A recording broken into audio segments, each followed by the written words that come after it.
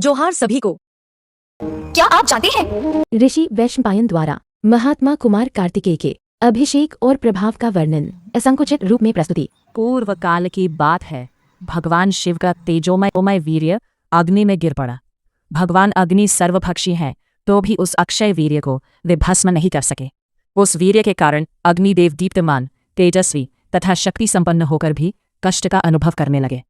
वे उस समय उस तेजोमय गर्भ को जब धारण ना कर सके, तब ब्रह्मा जी की आज्ञा से भगवान अग्निदेव ने सूर्य के समान तेजस्वी उस दिव्य गर्भ को गंगा जी में डाल दिया।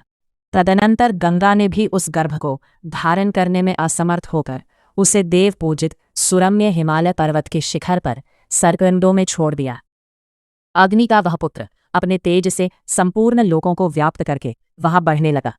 सरकंडों के समूह में अग्नि के समान प्रकाशित होते हुए उस सर्वसमर्थ महात्मा अग्निपुत्र को, जो नवजात शिशु के रूप में उपस्थित था, 6 कृत्तिकाओं ने देखा। उसे देखते ही पुत्र की अभिलाषा रखने वाली वे सभी कृत्तिकाएं पुकार कर कहने लगे, यह मेरा पुत्र है।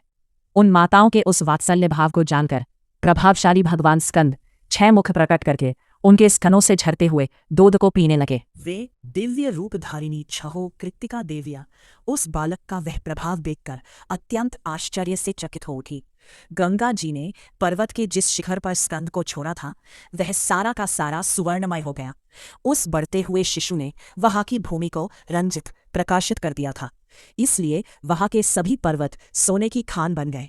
वह महान शक्तिशाली, देखने में चंद्रमा समान प्रिय लगने वाला बालक कुमार कार्तिकेय के नाम से विख्यात हुआ। वह महान संपन्न बालक पहले गंगा जी का पुत्र था। उस दिव्य सुवर्णमय प्रदेश में सरअंडों के समूह पर स्थित हुआ। वह कांतिमान बालक निरंतर गंधर्वों एवं मुनियों के मुख से अपनी स्तुति सुनता हुआ सो रहा था। सरिताओं में श्रेष्ठ गंगा भी उस दिव्य बालक के पास आ बैठी। पृथ्वी देवी ने उत्तम रूप धारण करके उसे अपने अंक में धारण किया। बृहस्पति जी ने वहां उस बालक के जातकर्म आदि संस्कार किए और 4 स्वरूपों में अभिव्यक्त होने वाला वेद हाथ जोड़कर उसकी सेवा में उपस्थित हुआ। चारों चरणों से युक्त धनुर्वेद, संग्रह सहित शस्त्र समूह तथा केवल साक्षात वाणी, ये सभी कुमार की सेवा में उपस्थित हुए। कुमार ने देखा कि सैकड़ों भूत शंखों से घिरे हुए महापराक्रमी देवाधिदेव उमापति गिरिराज नंदिनी उमा के साथ पास ही बैठे हुए हैं। वहां 7 मातृकाएं आ गई थी।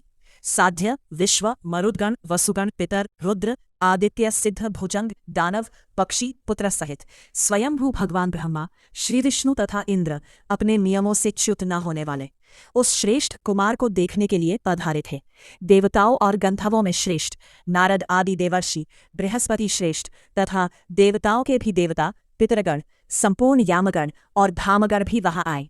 बालक होने पर भी बलशाली एवं महान योग बल से संपन्न कुमार त्रिशूल और पिनाक धारण करने वाले देवेश्वर भगवान शिव की ओर चले।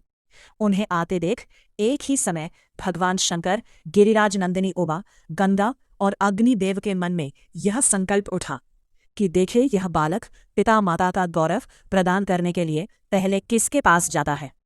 क्या यह मेरे पास आएगा? यह प्रश्न उन सबके मन में उठा। तब उन सबके अभिप्राय को लक्ष्य करके कुमार ने एक ही साथ योग बल का अपने अनेक शरीर बना लिए। तदनंतर प्रभावशाली भगवान स्कंद क्षण भर में 4 रूपों में प्रकट हो गए। पीछे जो उनकी मूर्तियां प्रकट हुई, उनका नाम क्रमशः शाक, विशाख और नैगमेय हुआ। इस प्रकार अपने आप को 4 स्वरूपों में प्रकट करके अद्भुत दिखाई देने वाले प्रभावशाली भगवान स्कंद जहां रुद्र थे उधर ही गए। विशाख उस ओर चल दिए जिस ओर गिरिराज नंदिनी उमा देवी बैठी थी। वायुमूर्ति भगवान शाक अग्नि के पास और अग्नितुल्य तेजस्वी नैगमेय गंगा जी के निकट गए।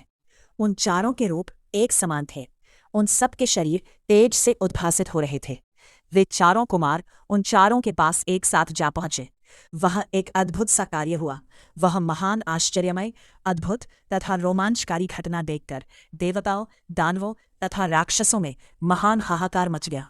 तदनंतर भगवान रुद्र, देवी पार्वती, अग्निदेव तथा गंगा जी, इन सब ने एक साथ लोकनाथ ब्रह्मा जी को प्रणाम किया। विधिपूर्वक प्रणाम करके वे सब कार्तिकेय का प्रिय करने की इच्छा से यह वचन बोले, देवेश्वर भगवन, आप हम लोगों का प्रिय करने के लिए इस बालक को यथा योग्य मन की इच्छा के अनुरूप कोई आधिपत्य प्रदान कीजिए। तदंतर देवगणों के मंगल संपादन में तत्पर हुए ब्रह्मा ने 2 घड़ी तक चिंतन करने के पश्चात सब प्राणियों में श्रेष्ठ कार्तिकेय को संपूर्ण देवताओं का सेनापति पद प्रदान किया। तब ब्रह्मा आदि देवता अभिषेक के लिए कुमार को लेकर एक साथ गिरिराज हिमालय पर वहां से निकली हुई सरिताओं में श्रेष्ठ पुण्य सलिला सरस्वती देवी के तट पर गए, जो समंत पंचतीर्थ में प्रवाहित होकर तीनों लोकों में विख्यात है। तदंतर बृहस्पति जी ने संपूर्ण अभिषेक सामग्री का संग्रह करके शास्त्रीय पद्धति से प्रज्वलित की हुई अग्नि में विधि पूर्वक होम किया। तत्पश्चात हिमवान के दिए हुए उत्तम मणियों से सुशोभित तथा दिव्य रत्नों से जटित पवित्र सिंहासन पर कुमार कार्तिकेय विराजमान हुए।